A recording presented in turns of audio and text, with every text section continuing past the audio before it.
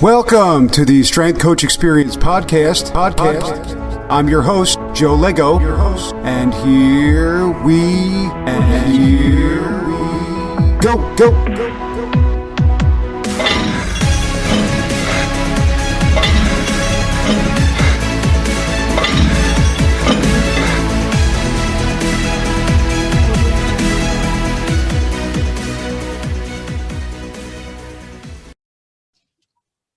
Welcome, everyone, to the Strength Coach Experience, episode 27.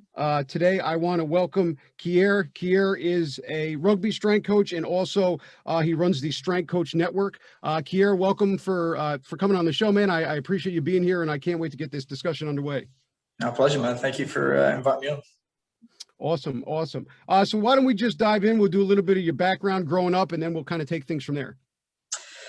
So, wannabe professional rugby player, dawned on me at the age of 15, 16 that I was 5'10", white, chubby, unathletic, not brave, not skillful, all of that good stuff. And man, it wasn't happening. I'd at the time, this is 1999. The first year that they had a representative team, I got into the team. So for it would be the equivalent of my state. So I got to that level, and then within a year I got cut.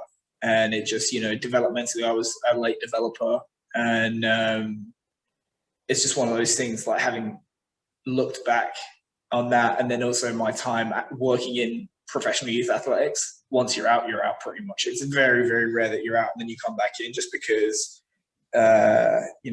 If you adhere to the 10,000 hour rule, the hours are not created equally, and they're getting that many more hours. So, by the time I got to my late teens, it was extremely evident that I was never going to be a pro. So I thought, right, want to be as involved in the game as I can be. If I'm not going to be on the field, I don't want a real job, so I'm going to be a strength coach. So initially, that was my intent, and the academic side did not come difficult to me at school. So I got it into my head, well, it's not academic enough to be a coach, so I'm going to go be a psychologist. So I did something like 6 months of a psychology degree and hated it. And the excuse was I tore my ACL playing at the weekend. I lived on the 6th floor and there wasn't an elevator. So I was like, well, I can't go up those steps now. I'm going to have to leave university. So I started again in the States, it would be called kinesiology. So I did that for undergrad. And at the end of it, I was forced against my will to engage with the reality, which was that I was a shit coach. I'd never coached a group of athletes before. Knew my way around research, knew how to read and all that kind of stuff, but I'd never actually coached, and let alone coached a group of athletes. And I basically spent 2 years in the wilderness after that. So I'd enrolled in a postgraduate degree. I was a garden variety personal trainer, and I was volunteering, coaching my own team, coaching here, coaching there, just doing all, trying to accumulate as many hours as I could. Whilst I was doing that, I was interviewing at a number of places, kept getting rejected. Then at the end of the second year, I was finally good enough to work for free for a year. So I got my start in pro rugby, a team called London Wasps. One of the most successful teams probably in English history. They were definitely on the downward slide. I think they'd won the Premiership 18 months or 2 years before I got there. And then the next year we almost got relegated. So it was nothing to do with me, that success. I did a year there for free in London, which was very, very tough. They basically created a job for me in the second year. So I think at the time, the poverty line for London was 15,000. They paid me 10,000. So it was still tough, yeah. So I did that for a year. Then I tried to do some maneuvering in the second year, realizing that, hey, you can't live on 10 grand in London, and they could give you, I don't know, 25% pay rise every year for 5 years. You're still going to be eating shit. So he's like, hey, you need to be with the senior team. So I tried to position myself to make that happen.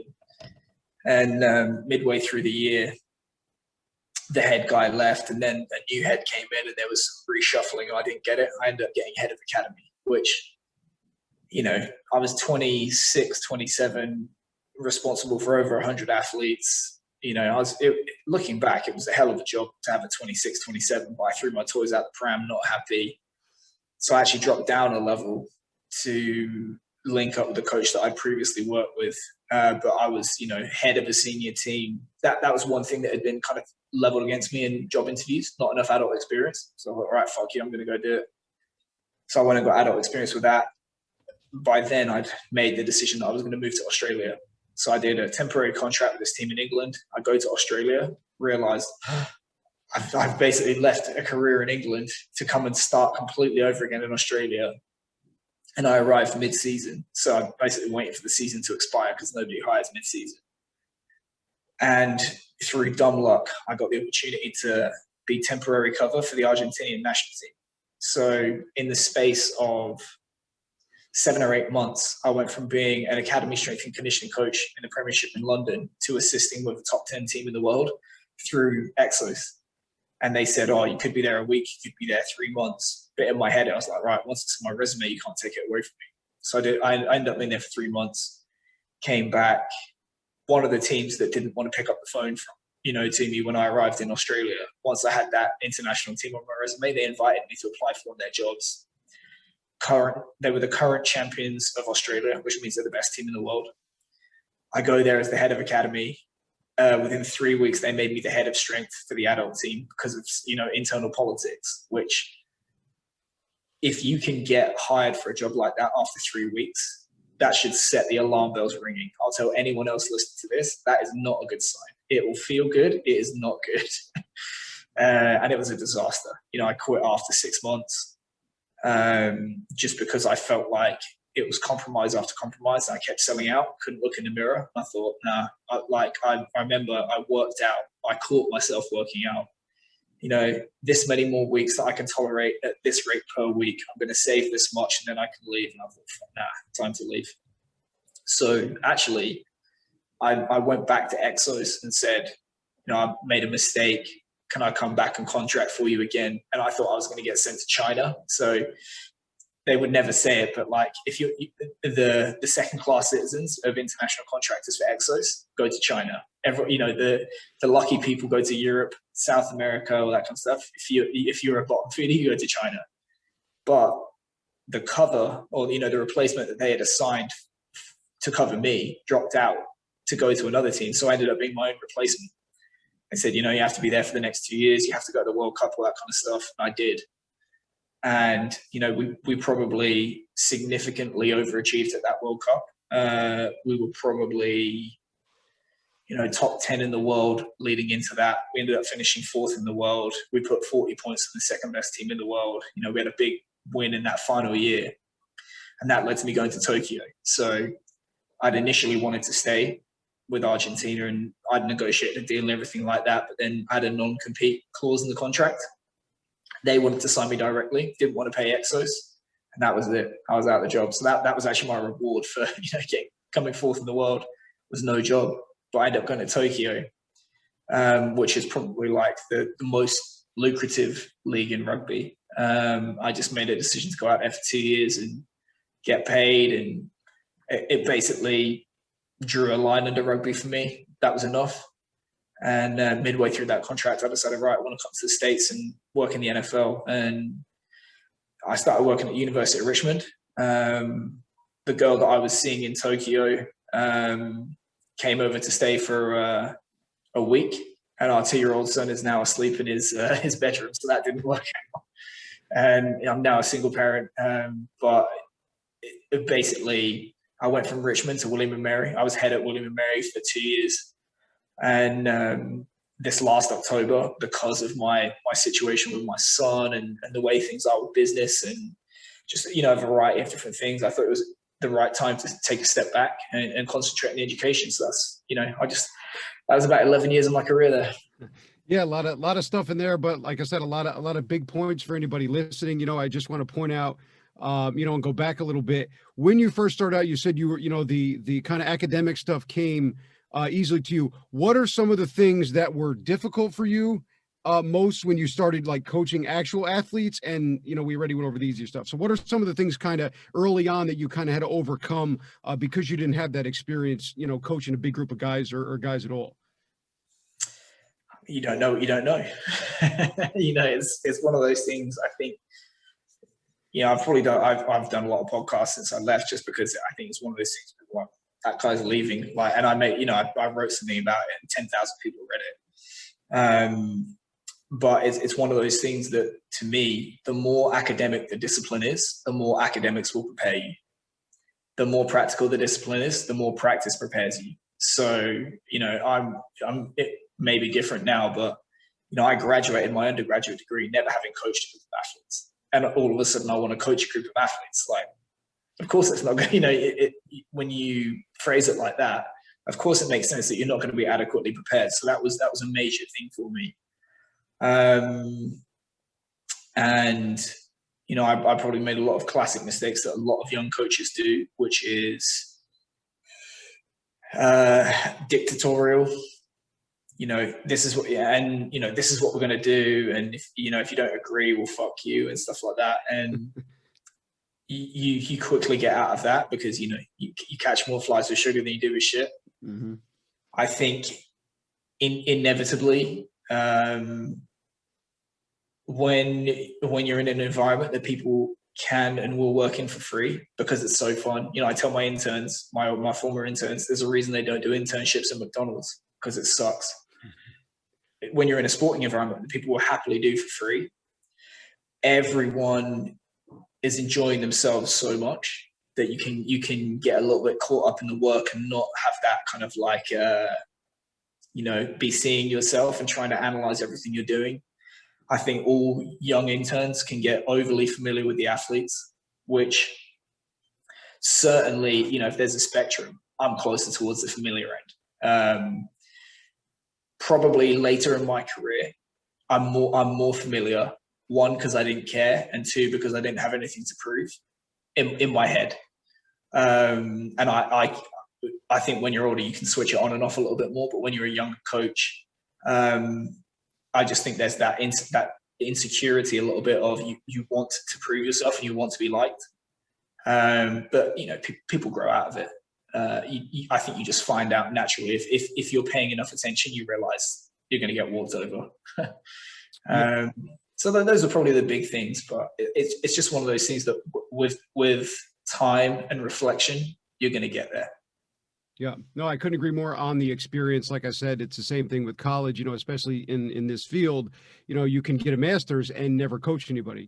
Same thing with me when I give advice. I'm like, when you have the time, when you're going through your undergrad, right? When you're going through your grad stuff and you have time, you don't have to have a full-time job. You don't have really responsibilities. You have to get out and, get that experience, because just like you said, if you can't do it or you've never done it, it's not going to come. Like certain things and certain knowledge and, certain things you've done will help, but everything kind of changes. I always say it when you're standing in front of 100 people and they're staring at you through your face and they're looking for you to give them something to do. And whatever you say, is kind of the next step for them, and I think that was the realization for me, when I was at baseball first day with the team, 6 a.m, I'm standing in the gym terrified and they're all staring at me, all 45 people waiting for me to say something. So I think that's a great point with the, the experience, and also just going back into all your other stuff for everybody listening, professional sports and everything that is involved in it. Make sure you do your due diligence, but make sure you get that experience, right? Because everybody always is the same thing happened to me. I was with the Mets. Oh, how could you leave the Mets?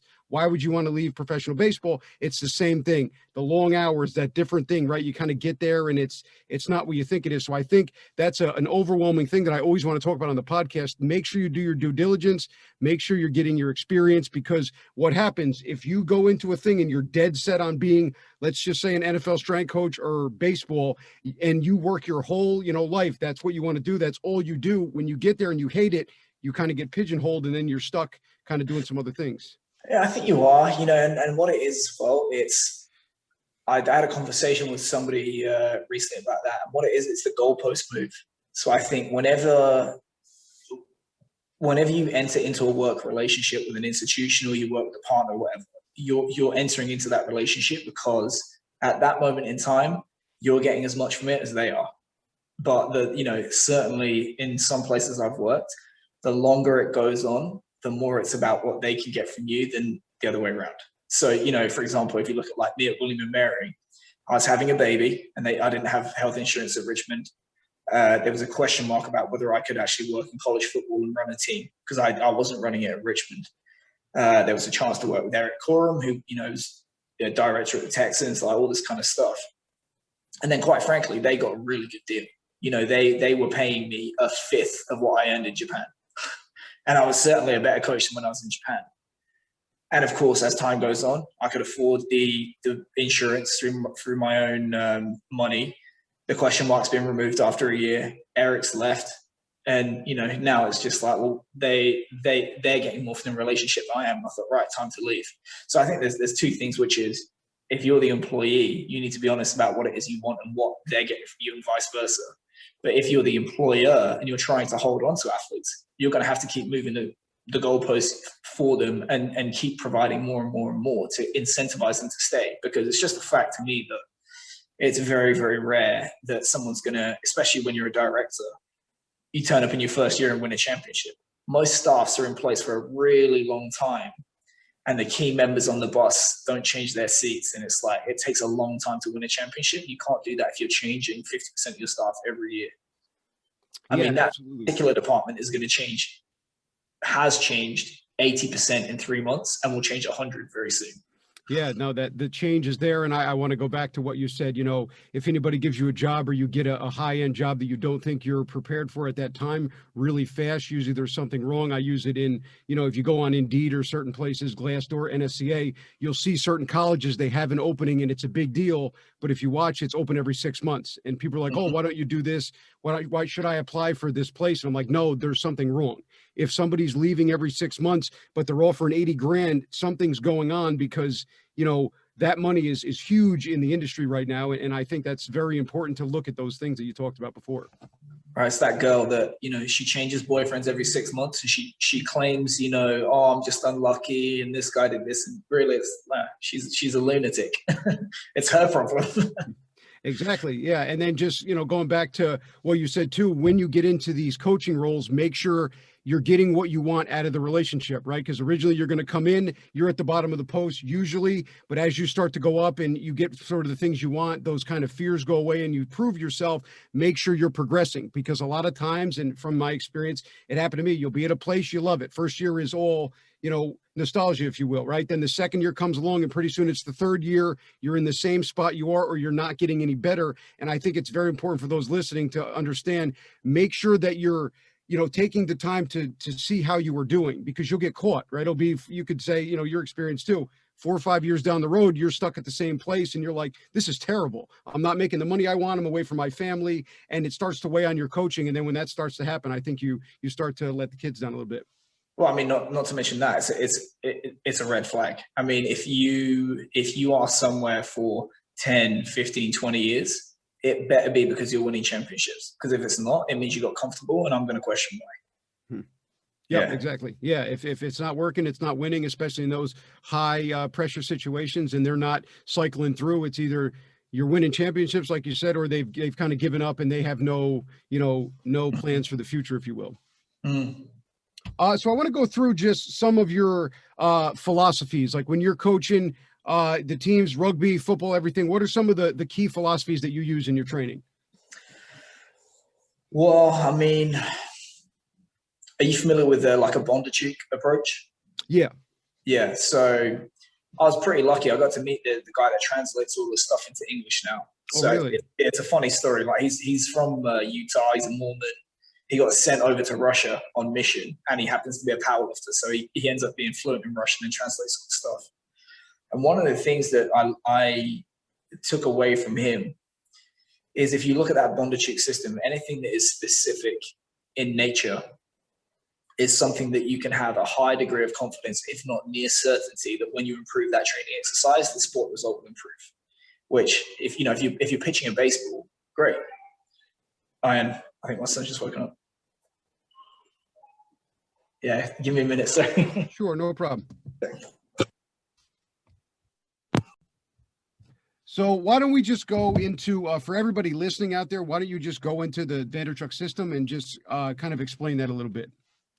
So basically, he's the most successful Olympic throws coach of all time, and his system is built on the idea that you can classify exercises according to their correspondence to the event that you're trying to improve. Okay, and it's basically a spectrum from general to the most specific, which you would call a competition exercise, which is basically you're doing the event itself with something heavier or lighter, or you're doing variations thereof. In that system, anything that is specific in nature, you're saying with a high degree of confidence or near certainty that when you improve performance in that exercise, you're going to see an improvement in what they would call the sport results. So, for example, if I throw an overweight shot and my PR goes up by 1.5 feet, I should see an increase, a near certain increase in my, competition weight, which is fine in stopwatch sports. It's probably fine for pitching a baseball where you can measure the output. But if you kind of like run that experiment again in your head and you say, if you're a field sport athlete and I increase your, top speed by 0.5 meter per second, or if I take 0.2 off your 40, can I say with near certainty or, a high degree of confidence that you're going to increase your yards per reception or your, yards per carry, all that kind of stuff? The answer is clearly no, because, even at the NFL Combine, those markers are an extremely poor predictor of career productivity. Tom Brady. Yep. Exactly. Yeah. I mean, let's put it this way. What do you think the best predictor of number of touchdowns scored is in the NFL for a receiver? How many touchdowns you have? No, like physical quality. Probably speed or catches, something crazy. Body weight. Heavier receivers score more touchdowns. It makes no sense, right? So what you soon realize is that physical preparation, anything that does not have a technical, tactical component or a psychological component to it, is general specific at best. And by that, it means it increases the potential for you to, more usefully use your tactical technical awareness. So it just expands the envelope. It doesn't mean you're going to tap into it, right? So when you work in team sports as a strength and conditioning coach, that can be a very liberating thing. It can be a very frustrating thing, because you realize that you can do absolutely everything right as a strength and conditioning coach. Bigger, faster, stronger, fitter, leaner, like all that kind of stuff. And they can actively get worse at their sport. So you're only as good as their ability to tap into that physical preparation with mastery of the sport. So once you come to that conclusion, by default, you have to understand that anything that detracts from the mastery of the sport long term, even though it may fluff the ego of the strength coach, is not productive.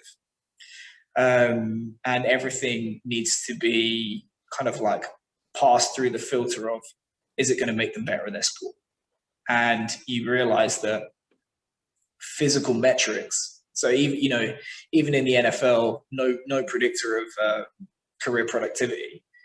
All it is a barrier to entry. So you need to, if you read Game Changer by Fergus Connolly, he talks about, what's the minimum standard required for the level that you want to play at. Check it off so it's not a limiting factor, and then it's going to be about how well you can execute a tactical, technical game plan. So physical qualities do a good job. Some of them do a good job of distinguishing between the levels. So you can look at amount of data blind and be like, oh, that guy's probably around 1 pick, that guy's probably around 2, round 3. It doesn't tell you how good you're going to be amongst the other round 1 picks. So it's actually not that much of a predictor of performance. So what you need to do is, here's one thing I think is true, but I can't prove. Whoever trains the most wins, with a massive caveat of it has to be purposeful practice. It has to be not in a way that detracts from physical qualities. They have to be robust, all that kind of stuff. But if you try and achieve that from your kind of like areas of strength and conditioning coach, I think it's going to be way more productive within the realm of team sports than what currently happens in North America, which is, well, the squat numbers went up. I mean, that's not even predictive of speed and power. The squat numbers went up. The bench went up. look at the 3-cone drill, and then you do this, and then the team goes 0-13. Yeah, no, I completely agree. Like I said, I think that's still something that's within the field, because basically the basics of strength conditioning, you look at an athlete on the field, you watch what they do. How can I make them better at that? It doesn't matter. That's how it is. It's easy. I did a podcast a few months ago with a strength coach, and we talked about it. He said, I can get more out of a guy sitting next to me at a soccer game about what he's going to do and the predictors of the things that the athlete needs than somebody else who overthinks everything, which is true. And I think you're right. It's a pat on the back. If you can't do those things, and not saying that everybody that uses those metrics and those things isn't good at what they're doing, but a lot of times if you can't do that, or you don't want to take the time to analyze those numbers and really find those predictors, you're going to do they're look at his 1 rep squat is 600 pounds, his 1 rep bench, the 3-cone drill, all those things. And in reality, they mean absolutely nothing. I mean, we just talked about, look at Tom Brady just won the Super Bowl. You have Lionel Messi, like all the way through, and they're like revered and they're always the best, but it's still, it seems like it's kind of hard to pick up, especially here in the United States where, they use those numbers.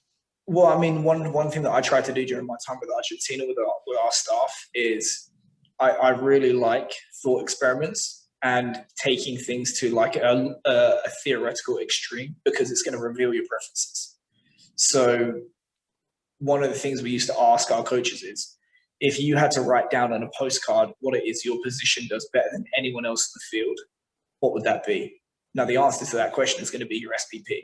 So elite athletes make their living by being world-class at one or two things, really good at, several things, and okay at a bunch of stuff.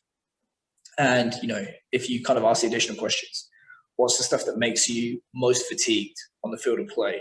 What's the things that you do most often? And what's the things that are most consequential to the outcome of the game? Those are the things that you need to be improving with training. And it can be very, very easy to measure those things in stopwatch sports. In field-based sports, it's harder to do. So you have to come up with surrogate measures as, you're going to infer improved performance from that, which, typically in field-based sports, it's going to be sprinting, jumping, and maybe some kind of like loaded explosive strength movement. You can make the argument that if you are training and numbers in the weight room are going up and those tests are not improving, you have wasted your time as a strength coach, which can be frustrating to hear that. But, ultimately the program has not worked until its impact is felt on the field. Yeah, absolutely. I couldn't agree more. That's what you're trying to do.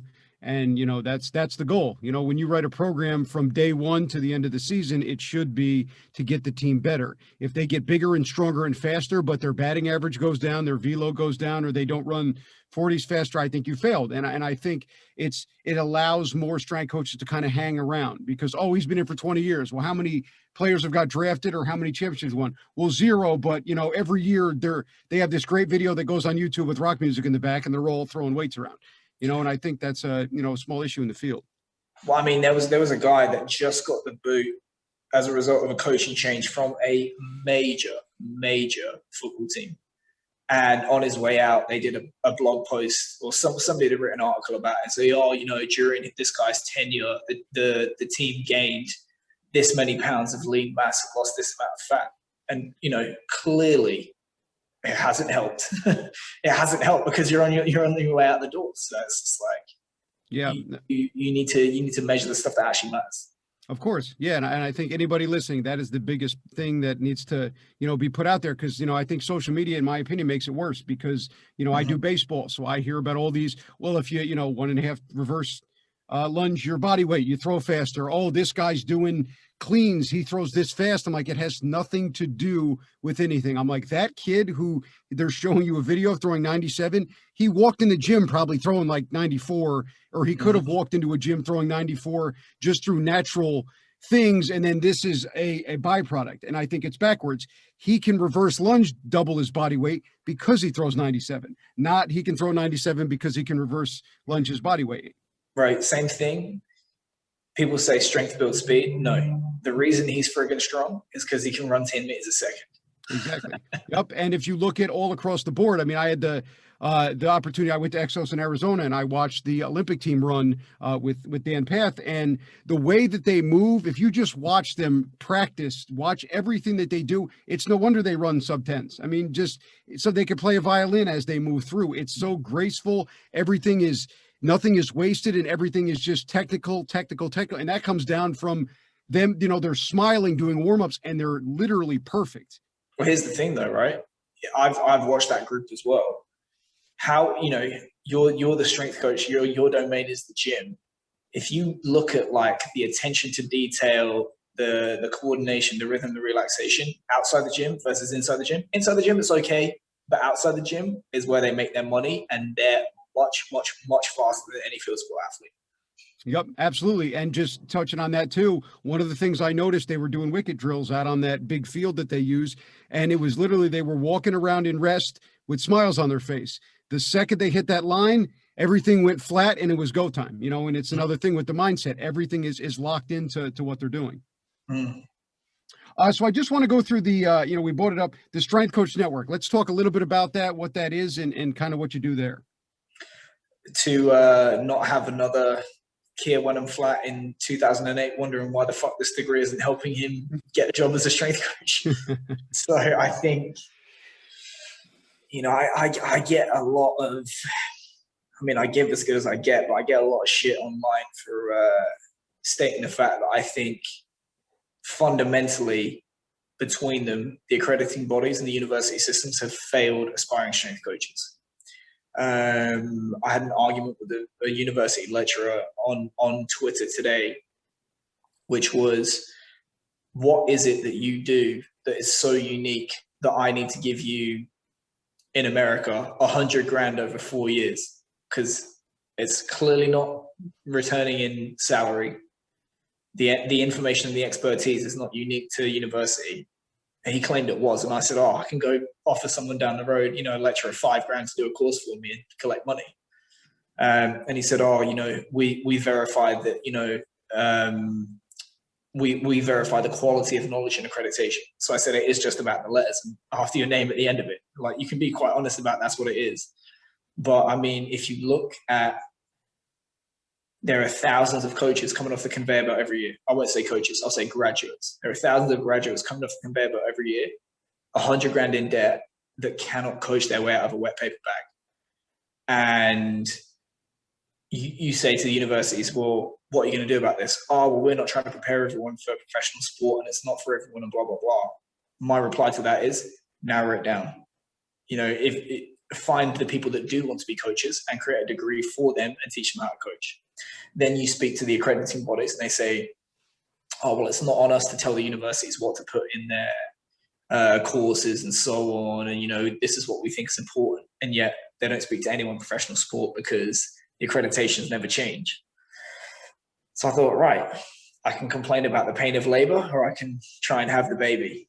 So what I'm trying to do with Strength Coach Network is address the gaps that I feel those two institutions leave, which is typically going to be real world applicable knowledge from people that make their money coaching athletes, the ability to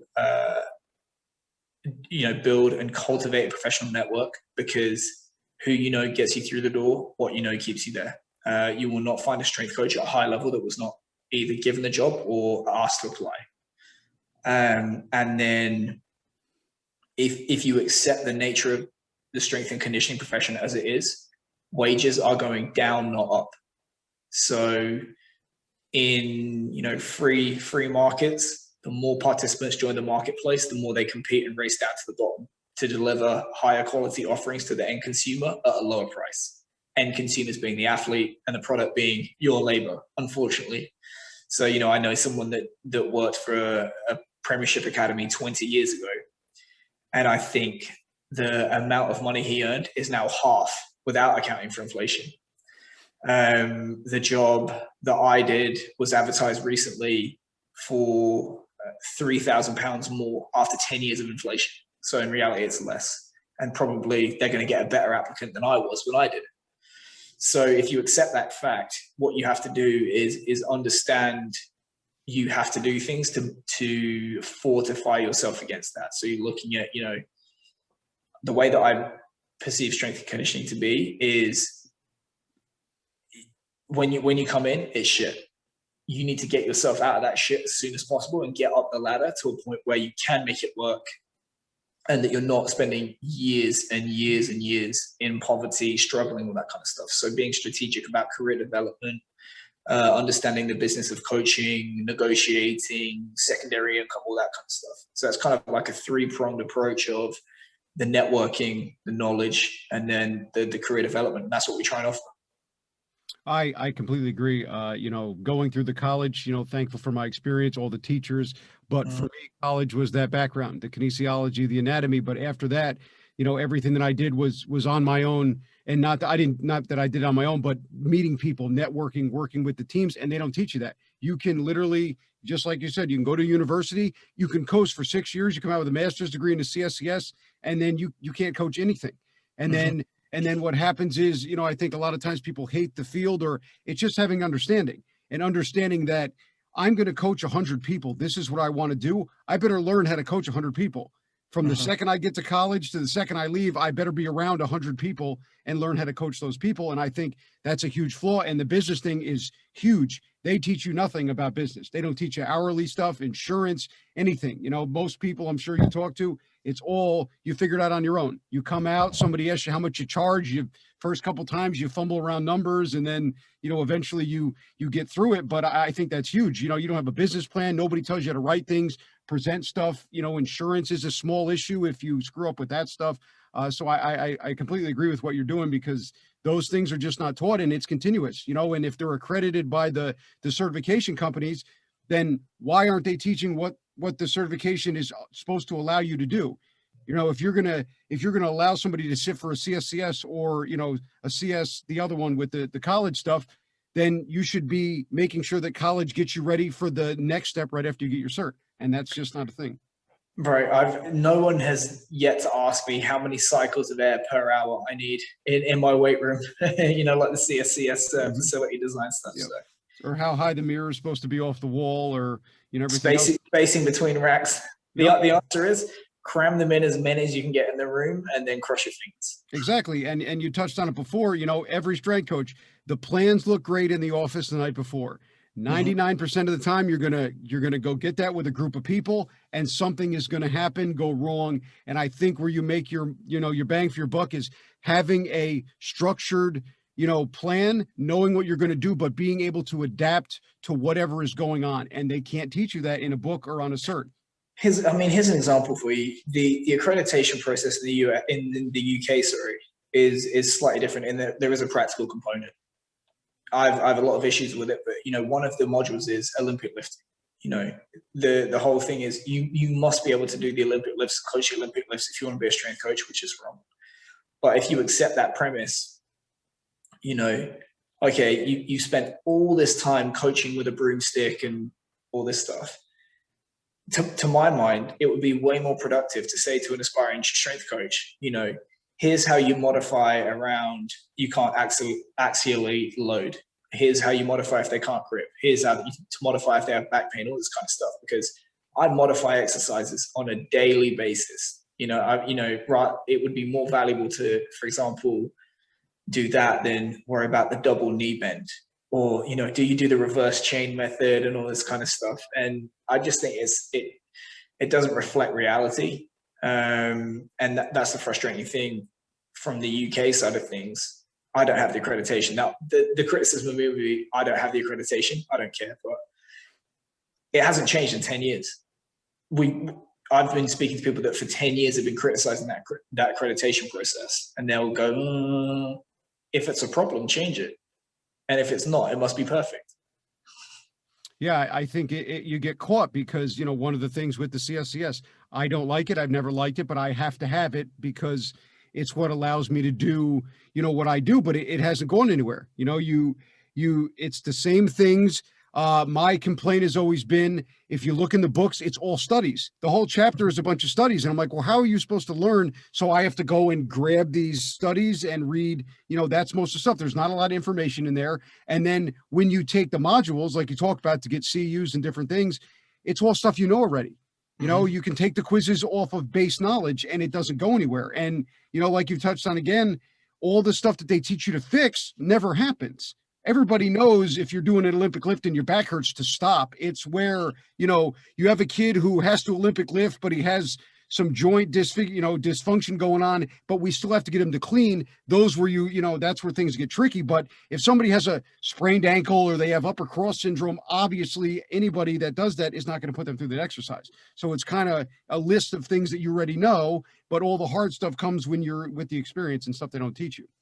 Well, CSCCA. Oh, I took that. Yeah. Master coach qualification. Yeah. The sole requirement is that you last 12 years. And what's the best way to last 12 years in this field?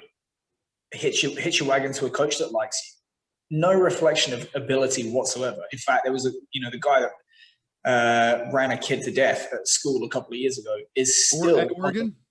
Maryland. He's still on their He's still on their website as a master coach. Wow. And he got hired by Sorinex, which is why I will never give Sorinex another penny. Yeah. I had the pleasure. I took that test too, and it was just a disaster. Actually, when I went there to flew out, I did my intern stuff, and I have, I have cerebral palsy, and literally they were going to not let me take the test because they said if I couldn't do the exercises, you can't coach. If you can't, I said, Guy, I've coached 500 athletes. I was like, and then I stopped, I took a breath, and I said, are you trying to tell me because I'm affected with a disability I can't take your test? And the guy goes, hold on. And he goes away for about 5 minutes, comes back, and he's like, hey, listen, if there's anything you need. I said, yeah, exactly. Because if you don't let me take this, I said, your organization is going to be named after me. I was like, and then they let me do it. And they had some guy come out, but it was still a disaster. The whole thing, it's all day. But I just, the master, I'm like, everything that I've done in my career up to that point, it wasn't a ton, but I was there. I'm judged by, there was 40 people at the time. And I'm like, what separates them from me? How are you different than me? You've been here for 12 years. That doesn't say anything. So completely agree with that. Yeah, man. They're crazy. So let's just go through, we've already talked about, things that you don't like and things. What are some things you'd like to see that can change that you think are kind of applicable in the next 5 years, like things that we'll be able to change in the industry? I mean, what William and Mary tried to do for about six to 9 months and then promptly backtrack because they realized it was hard to do is, Kansas are trying to do it. There's some other good schools that, Elon do a really good job. Villanova, Towson is like this high performance athlete centered approach. And, basically if you accept the fact, and it is a fact, the human body has a limited capacity to respond to stress, real or imagined, physical or non-physical. And when you exceed that capacity, bad things happen. Obviously, as non-exercise stressors rise and fall, the amount of physical activity that you can expose an athlete to in a day rises and falls. And if one hand doesn't know what the other's doing in terms of, well, he did this in rehab, he did this with the strength coach in the morning, now he's on the field doing, football or whatever, that's when athletes break.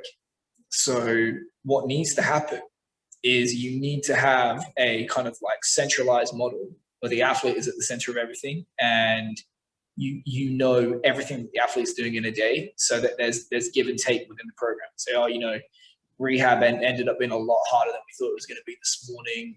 We, really, really went hard. He's fatigued. He had a problem with this. Let's modify indie in football. Team periods, we'll only put him in for 2/3 of the reps, stuff like that. If he opens up, blow the whistle so he's not stressing his hamstring, all this kind of stuff. Those would be small examples of how you can have an athlete-centered approach. The problem with it is that you need someone with sufficient knowledge, skills, experience to be at the middle of it all and to coordinate all the pieces. That's why it's really, really hard to do. The second reason it's hard to do is it involves telling sport coaches no. And in North America, the sport coaches, the Father, the Son, and the Holy Spirit all combined. And, well, I've been in this sport for X number of years. I had a meeting this year. I've been coaching for 27 years. I said, I don't care how long you've been coaching, you're wrong. And that, I left shortly after. But you have to be able to, one, give somebody the authority and the responsibility to have those kind of conversations. Two, to have difficult conversations, to communicate with people, to collect data, process it, and use it in a timely manner. And then, constantly be rolling the rock up a hill, because everybody that touches the athlete wants their pound of flesh, and that can't happen.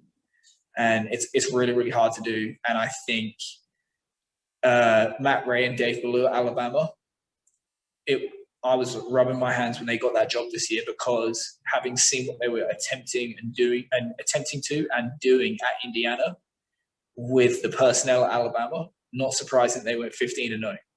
They went 15-0, significantly lower injuries. They had a blowout in the national championship game.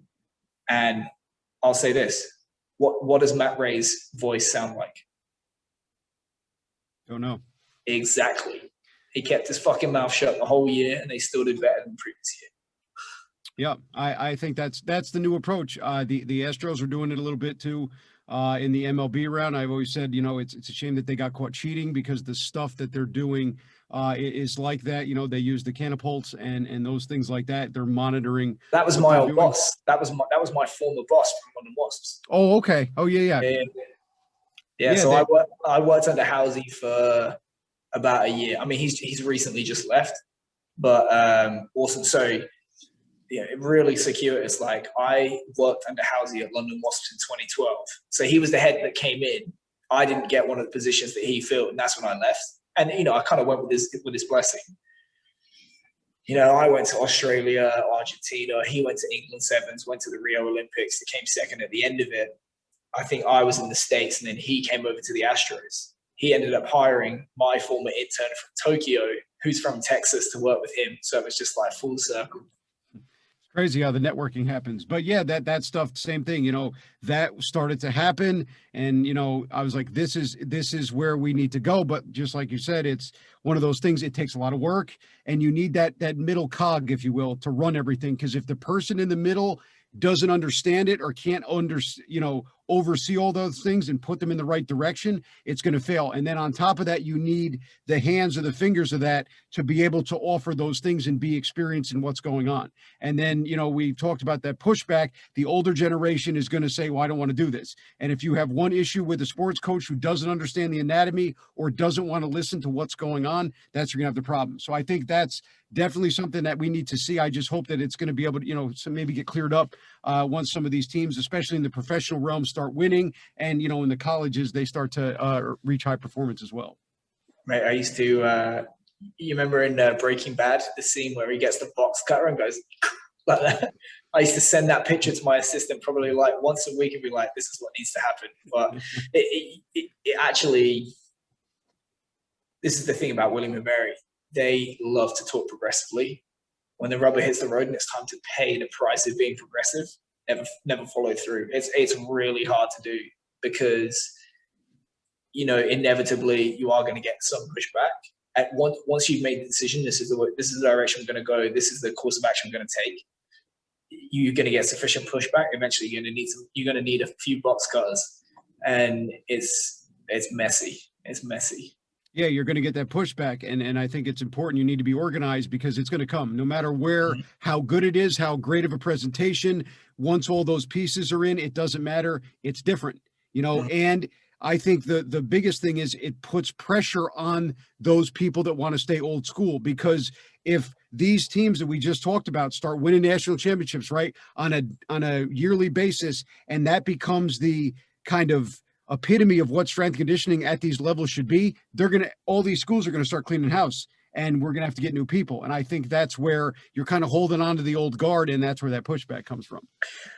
They don't want the bad news. That's why most strength coaches don't test speed. They don't want the bad news. Mm-hmm. And it's one of those things where, as part of this high performance model is, if you say, well, here's, one of the first things I do with most sport coaches is say, right, define what success looks like. And once you've defined it, Socrates, the beginning of wisdom lies in the definition of terms.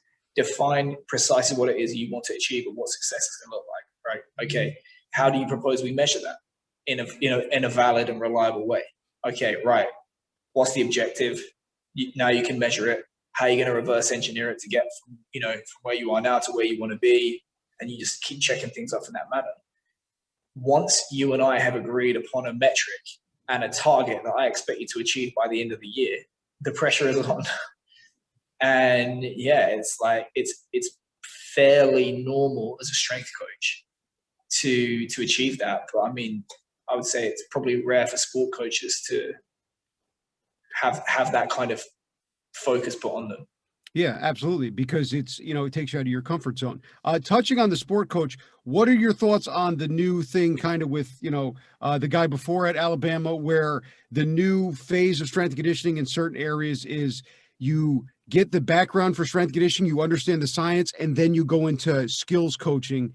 Do you think that has that could help a little bit with the model we talked about, where your sport coaches have that background and you can rely on them to carry out your strength conditioning stuff? I mean, how would the average strength and conditioning coach feel if someone had been a skill coach for 20 years and they just decided, I'm going to be a strength coach? Yeah. I think, it's much easier. I think it is much easier. I'll say, it can be much harder to be a sport coach, but it can be much easier to be an instinctive sport coach than it can be to be an instinctive strength coach. People can have, a natural kind of like systems mindset when it comes to sports. And some people can be like natural teachers, natural educators, or like break movements down. So there are sport coaches out there that have, tremendous coaching resumes that have no formal education. The same is probably not true of being a strength and conditioning coach. So I think it's going to be easier for him going from being a strength coach to a special teams coordinator. I don't know. It's certainly more likely going the other way. It should be like that though. It should be what we discussed with the high performance model. That the easiest way to integrate tactical, technical, physical, psychological is to master them all yourself.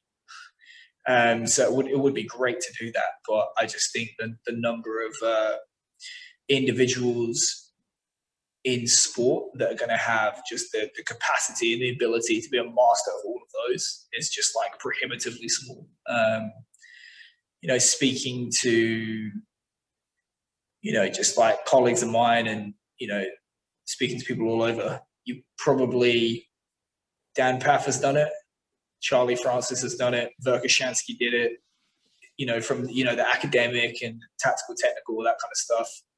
I think if you look at like Eddie Jones, England rugby coach, he helped Japan to beat South Africa in the World Cup, which was such an odd occurrence. They made a movie about it in Japan. He took England to the World Cup final. I have a friend who's on the staff, and basically he's notorious for just chewing up staff.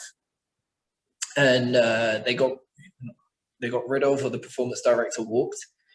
And I had a conversation with one of the strength coaches. I said, "Oh, who's going to be the high performance director?" And they're like, "No, Eddie's going to be the high performance director." And he was. So he could do the high performance director's job and be a head coach as well, which is pretty impressive. Yeah, I completely agree. Like I said, it's just going to take a lot or the right people that can execute all those things in those right positions. And I think those are going to be few and far between, because the names you just rattled off are legendary in the sport. They don't come, around the corner. There's 5 or 6 of them, and it's got that thing when you're around those people as well, you can feel it. There's just so much going in there. We talked about Exos before with Dan, and just being around him and the stuff that he pulls out and stuff. So being able to replicate that over and over again, yeah, exactly. I don't think that's going to happen. So I think it's important to, work on, certain those mastery points little by little and kind of build those in there instead of trying to master all of them. The education system has to change. And more importantly, like James Smith tweeted out today, and it's timely as ever. Any coach that was a bust as a hire, it's not their fault. It's the person that hired them. It's their fault. So, I kind of had this conversation with one of my assistants. I said, do you think any of the administrators upstairs can even accurately define what it is you do? And he's like, of course not. I said, right. So what confidence do you have in their ability to objectively evaluate your ability to do that job? And he's like, they can't. I said, right. So should they be hiring? No. And yet what will happen is the AD hires the football coach, and basically the football coach gets hired on, brand value. Because it's, you can't really objectively evaluate a football coach unless you know what you're doing. And then the football coach goes to what they perceive to be the best strength coach they know, which is basically the biggest taskmaster. And if they say no, if they ask that person for a recommendation, it keeps going down the chain and that person gets hired. When in reality, it's, someone who doesn't know what they're doing hires somebody else who doesn't know what they're doing, who hires somebody else. Yeah, absolutely. It's the people that evaluate your job have no idea. I talk about it all the time. Coaches will walk into your weight room and say, why are they standing around? What are they doing? And it's in the middle of whatever you're trying to do. And that's the biggest problem. You have people hiring you, or, when you have meetings at universities, you're meeting with people that have a clue of what you're doing. They don't know what an exercise is. Most of them don't even know where the weight room is in the school. And like I said, until that changes, as we've been talking about, it's going to dictate everything, because it's going to be that constant order. You have an AD there doesn't understand.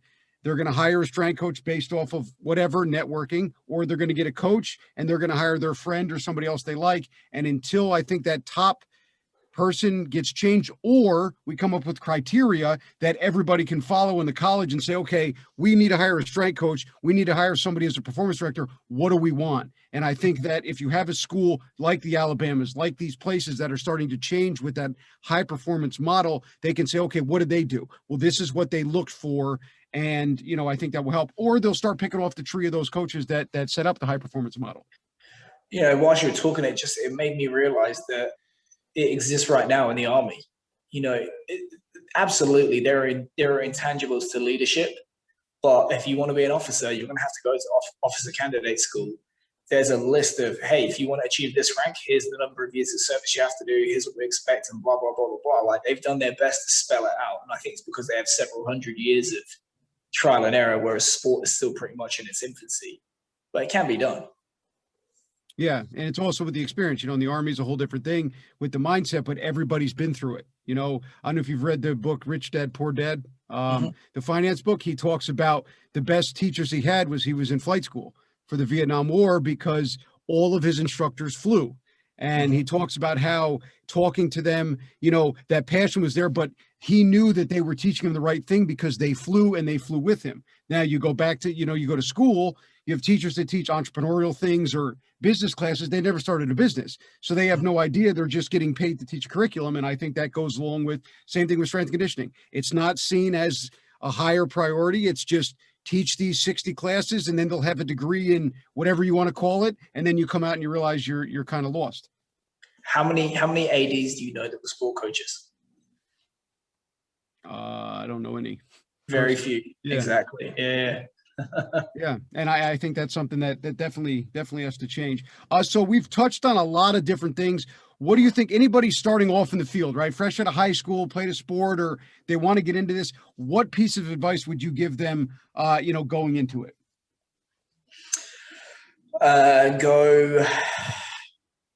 It's tough when you start out as a coach. You have no kind of like objective criteria for what constitutes a successful coach, but speak to people to find out who is a successful, prominent coach in your area, and basically go join yourself at the hip to them and hang around and ask for opportunities in time, and you'll be given them, and master that, get a little bit better, and just that I think that apprenticeship model is, if you look in the span of human history, it's only in the last, what's Cambridge? Cambridge is 1,000 years old. That's probably the oldest university institute. I think it's the second oldest university in the world. For 1,000 years, out of the entirety of human history, it was apprenticeship model. And then it was, universities and stuff like that. So the apprenticeship model has got us this far. And I think with something like coaching, it's good to have that kind of like mentor in the trenches. And have you ever seen the movie Jiro Dreams of Sushi? No. It's the best sushi restaurant in the world. It's got 3 Michelin stars. It's on Netflix. When I was in Tokyo, I went to the Sun's restaurant. It was $700 for 2 people. I didn't pay. When you go there, so they asked the dad at the time of the documentary. He was like 80. He said, "When did you think you started getting good at sushi?" And he's like, "Probably took me 50 years." So he was in his 70s when he thought he was good at sushi. When you go there, they don't let you touch the fish until you've been chefing for 10 years. Wow. So for the first year, they said, you ask them all questions stuff like that. The first year, you do the hot towels. Said if you mess that up, you can do it again. Then they let you do like the rice. Then they let you do all this kind of stuff. But it's like that kind of like, crawl, walk, run of coaching. Start now, do that. Yeah, I think that's great. I mean, I think nowadays, especially the affirmation right away, I think what we're doing is people want the now, right now, right? They want to get out of high school and then go in the NFL, and they want to take the shortest way to get there. And I feel like, especially in the fitness industry, you can't do that. You have to pay your dues because it's only going to make you better. And I think a lot of people are like, well, my friend or somebody told me this is what they did. I don't want any part of that. But what you're starting to do is you're cutting out chunks of things that you're missing, right? I think every strength coach needs to go on a field unprepared in front of 100 people and not have any idea what you're doing, because you have to understand what it feels like to not be prepared. And then you'll be prepared next time. And then, then you start to organize your thoughts and your programs and get a pretty good feel of your team. And then you can start progressing. But then you need a program that doesn't work, so we can go back to the drawing board. And then once you get comfortable with one team, now you have to go to another team, whole different group of personalities, whole group of, different people to deal with, and on and on and on. And I think that is something that works. And I think that model is perfect for strength and conditioning. I think we need to find a better way to compensate a little bit more, so we don't have to eat ramen noodles and live in studio apartments. But that is, as old as time. But I think nowadays what you're seeing is that pull apart, because they want it now. Kids want to go now. They want to do an internship for 6 months someplace and be hired. And that's never going to happen, especially in this field. It should be treated, I feel like, not on the same plane, but just like a medical doctor. You go to medical school, fully 11 years, and you need every bit of that before you come out and have surgery. Not that it's that serious, but the same thing is you need to master certain skills and make sure those are down, because when we let you out, or when you go out into the field, your job is to make these people better. And I think what we've been talking about, that pressure to say, hey, this stuff that you're doing needs to win us a national championship. I think if that was there and that was the main goal of every university, that apprenticeship model would be hit on every sector, because all of them would know, okay, I have to spend as much time in this bubble here, because when I get out there, I have to win and I have to produce or I'm gone. And I think there's too much of that coasting we talked about for 12 years, which affects the field all the way down. Yeah, I think, there's a lot of institutions out there that try and be all things to all men.